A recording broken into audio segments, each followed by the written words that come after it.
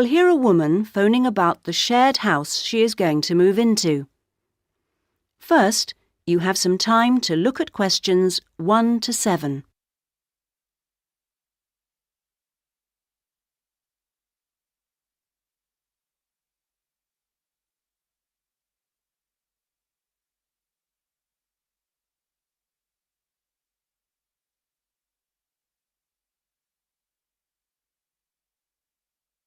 You should answer the questions as you listen, because you will not hear the recording a second time.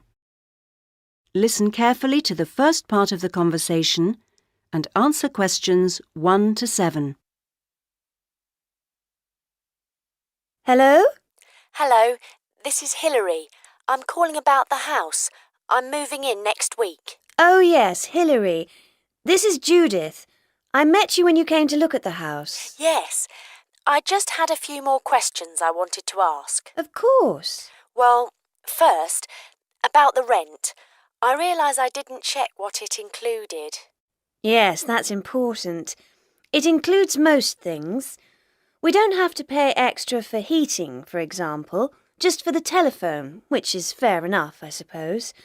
Local taxes are part of the rent, so that's not a worry. That's fine. Then I remember I should have sent my letter of reference to the landlord by now, but I haven't got his address. Yes, you should get that off right away. Address it to Mr. Crawley. He's at 14 King Street. Is that in Exford? Yes. And then you'll need to put the postcode, of course. It's AP12 7QT. Got that, thanks. I also realise I don't know exactly what the house has in the way of equipment. Is there a microwave, for example? There isn't. None of us feels the need. Oh, fine. I'm sure I can do without one too. What about a hairdryer? Maybe you should bring one, if you need one. I'll buy one, yes. And TV? Oh, yes. We've got 2, in fact. Was there anything else? I just wondered if there were any rules. Not really. We share the cleaning, things like that. We do have to be careful about loud music. Yes. So we've agreed that there shouldn't be any loud music after 9, and that we don't play music at all in the living room after 10. Up to 11 in your own room's okay, as long as it's not too noisy. That sounds good. And is there somewhere safe I can keep my bike? That's difficult. To be honest, lots do get stolen round here. We haven't got a garage, so we tend to park ours in the garden so that they're hidden from the street. OK. Now, I hope you like cooking. Yes, I do. Do you all have shared meals? Not very often, actually. But when the weather's good in the summer, we like to have a barbecue together, which we do each Wednesday. We tend to go out at weekends. Sounds fun. Before you hear the rest of the conversation, you have some time to look at questions 8 to 10.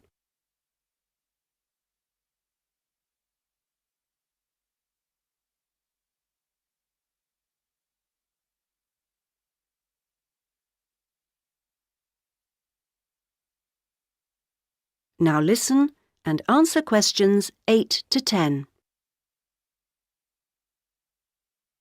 Are you familiar with this area? A bit. Actually, there are a few things that I'd like to know the location of. A bank, for example.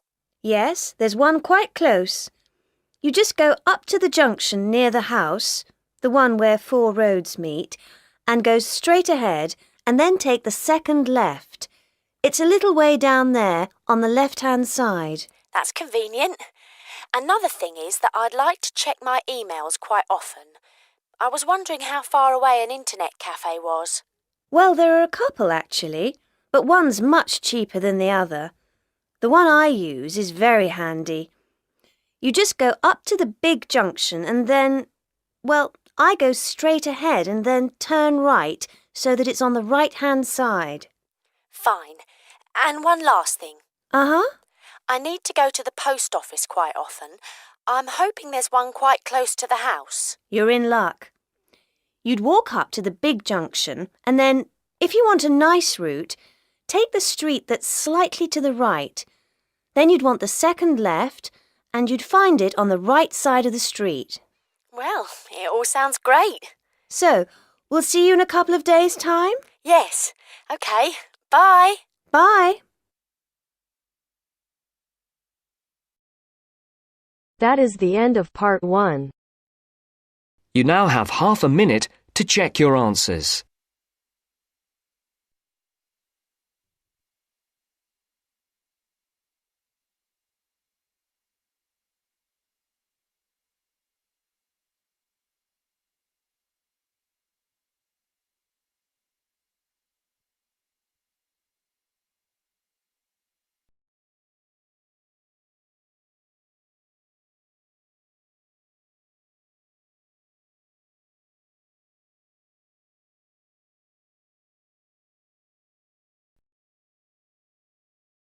Now turns to part 2. Part 2. You will hear a presenter on a radio phone-in show. The presenter is talking to a woman who was bitten by a poisonous spider. First, you have some time to look at questions 11 to 15.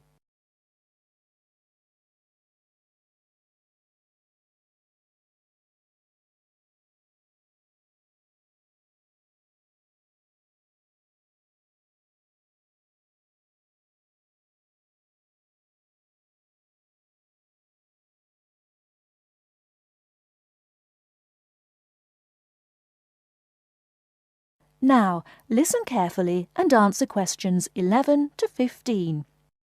Today, we're continuing our Traveller's Tales.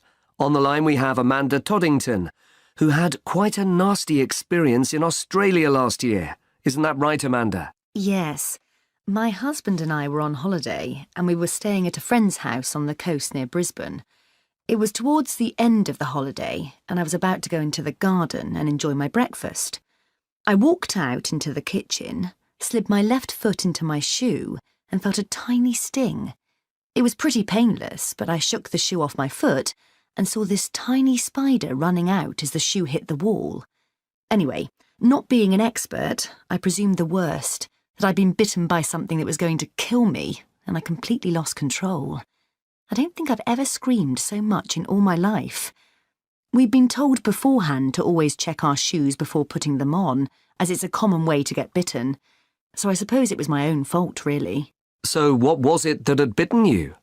Tony, that's our Australian friend, he immediately asked me if I knew what had bitten me, and I pointed to the corner of the room where I'd last seen the spider.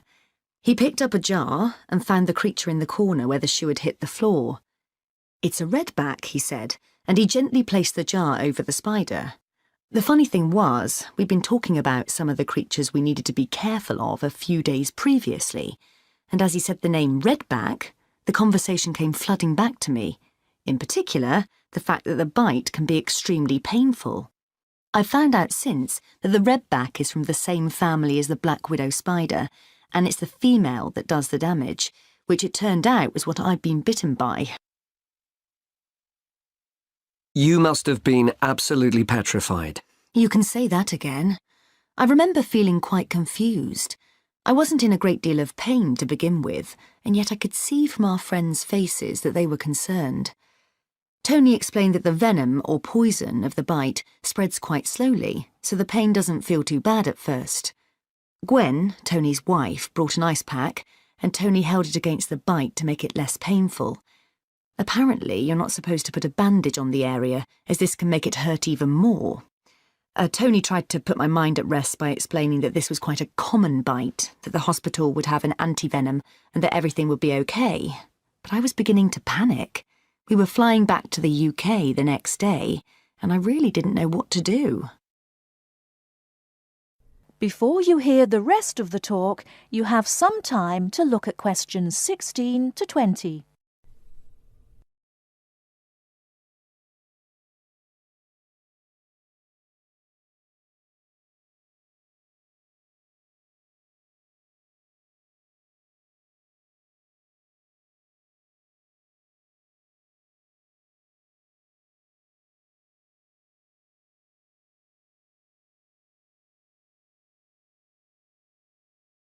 Now listen and answer questions 16 to 20. So what did you do? Well, Tony phoned the doctor, who told him to check my symptoms for the next hour or two. As time went on, the pain became very intense, from my foot right up to my knee. My husband was on the internet and was reading out the possible symptoms. I wasn't feeling sick, and I hadn't yet developed a fever, but I had a terrible headache, and my foot was beginning to swell up. At this point, Tony decided to take me to the local hospital to be on the safe side. I really didn't want to go, as I had visions of being kept in for days and all our plans being spoilt. But Tony and my husband insisted. When we got to the hospital, I was relieved to see how casual everyone was when Tony explained I'd been bitten by a red-back spider. They told me to take a seat and got on with their work. And did you receive any treatment? By the time I got to see a doctor, the pain was very intense indeed, and I was getting quite upset. The doctor decided to give me a dose of an antivenom, which he assured me would eventually deal with the problem. Unfortunately, he also explained that it wouldn't have an immediate effect and the symptoms might last for several days. But the story has a happy ending. My husband managed to book us onto another plane 1 week later. And even better news was that the symptoms of the bite finally cleared up after about 24 hours. Within a couple of days, I was back to normal again. So thanks to the spider, we managed to extend our holiday by a week.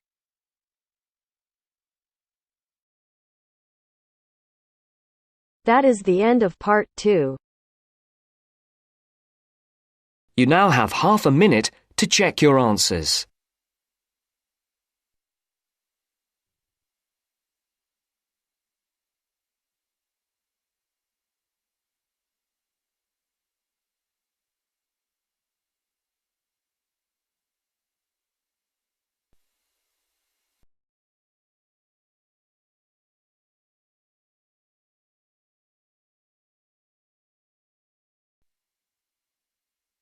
Now turns to part 3.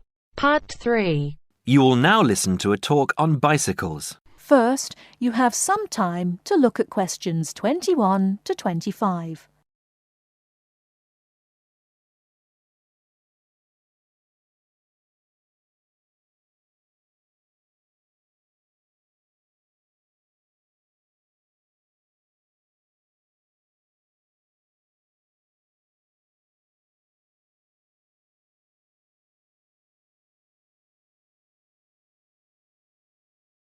Now listen carefully and answer questions 21 to 25. Today, we're going to talk about the latest bikes for professionals and novices. There's something to suit everyone from price to function. The Atlantis is a touring frame. It's also perfect for commuting and trail riding, and anything short of super fast road riding. The tubes are stout, to take touring loads and trail abuses. The tyre clearances are majestic, so you can fit tyres up to 2.35 inches. It's designed for cantilevers or V-brakes. If you have to limit yourself to just one bike and you want to be able to ride just about anywhere, this is the bike to be on. It is our most popular model for just that reason, and there isn't an unhappy Atlantis owner in the land. The Rambouillet, our all-around road bike, is available either as a frame with fork and headset for $1,400 or as a complete bike for $2,300. Compared to the Atlantis, it is a lighter frame, not intended for loaded touring or rough trail riding. As a road bike, it has side-pull brakes. The Quick Beam is our version of the single-speed bike. We've done it a little better though. The crankset has a 42-34 combination, running an 18-toothed freewheel cog in the rear. And the rear hub is threaded opposite the drive side, so you can install a fixed cog of your own choice. In essence, you can have 4 speeds on the Quick Beam if you choose. The Quick Beam is available as a frame with fork and headset for $900, or as a complete bike for $1,300. This is a rugged, versatile bike that you can ride on the road as well as on rough trail. Before you hear the rest of the talk, you have some time to look at questions 26 to 30.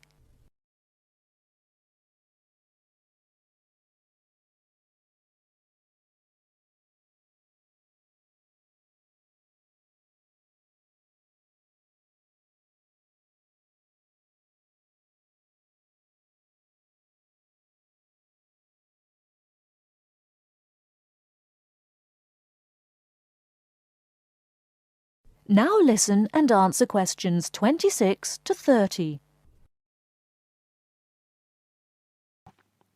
The Saluki is our roadish, light-touring, randonneuring frame. It's designed for 650B wheels. If 650B means anything to you, you'll either love it or think it's marketing suicide. If you're new to 650B and a follower, you won't want it. If you're new and a rebel, you will. Now, I'll just talk a little about saddle comfort. The road bike, for the most part, has turned into a high-tech, uncomfortable machine, and the proof is all around us. Look through any bike magazine or catalogue, and you'll see the saddle up to 6 inches higher than the handlebars. It is impossible to be comfortable on such a bike. It forces you to lean forward, putting more weight on your groin, hands and arms. People ride these bikes with straight, locked-out arms and wake up with aching backs. They endure it, get used to it, or buy recumbents. When we custom design a bike for you, you'll be able to get a comfortable position. Your back will be between 45 and 50 degrees, and there will be a noticeable bend in the arms. And most importantly, your arms won't be supporting your body weight. You won't have to look up to look ahead, because you won't be hunched over and low. That means our bikes are more accessible for riding on the flats, or even for short climbs. We consider this when we design and build your custom frame. That is the end of part 3. You now have half a minute to check your answers.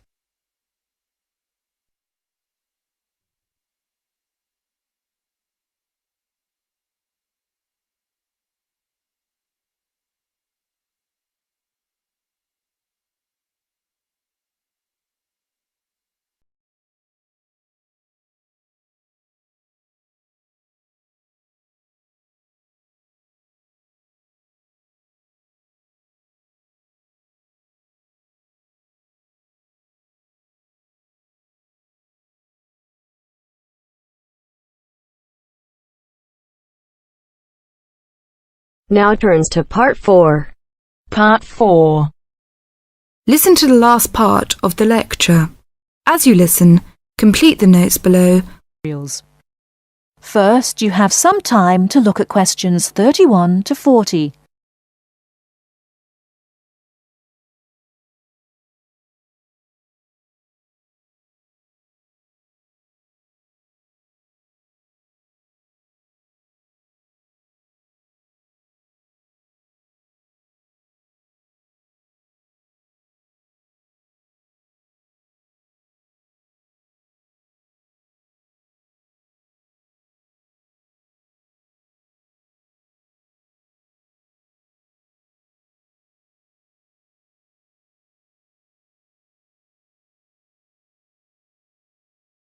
Now listen carefully and answer questions 31 to 40.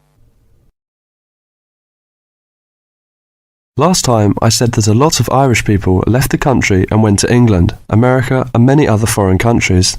Today I'd like to talk about the emigration. The effects of immigration were not all bad. The immigrants experienced a lot of hardship in their new countries. There is a famous story about a park in Shanghai where Chinese and dogs were not allowed. Well, in England, until into the 1950s, signs for jobs sometimes read, "Irish need not apply." The immigrants often experienced discrimination, but they formed many organisations to look after their fellow immigrants. Many of these organisations later became very important. In America, the Irish chose politics as the way forward, and significant cities were controlled by Irish politicians. This movement reached its peak with the election of John F. Kennedy in 1960. His grandparents came from Ireland, and his election had a significant impact in Ireland, helping the process of recovery of self-confidence which we have today. Today, there are 70 million people of Irish descent living outside Ireland. In America alone, there are 40 million people, and 10 million of these people have a 100% Irish background. They carried the culture of their home country with them and adapted it to their new home. They made changes which would be unthinkable in the home country, and we often laughed at the Yankees' Irishness. In fact, any immigrant who came back to live in Ireland, often after many years, found it very difficult to fit into Irish society again. They had been changed by the experience. These immigrants have always had an interest in the old country. The American letter was a letter containing dollars sent back to one's family. More recently, President Clinton has been very influential in bringing peace to the north of Ireland. Riverdance itself was the idea of a dancer who was American, who applied American methods to traditional dancing, and the fusion was immediately popular. Modern Ireland has been able to use the disaster of the last century to learn modern marketing techniques and apply them, without at the same time losing what is distinctive about itself. Riverdance is a demonstration of that distinctiveness. That is the end of part 4. You now have half a minute to check your answers.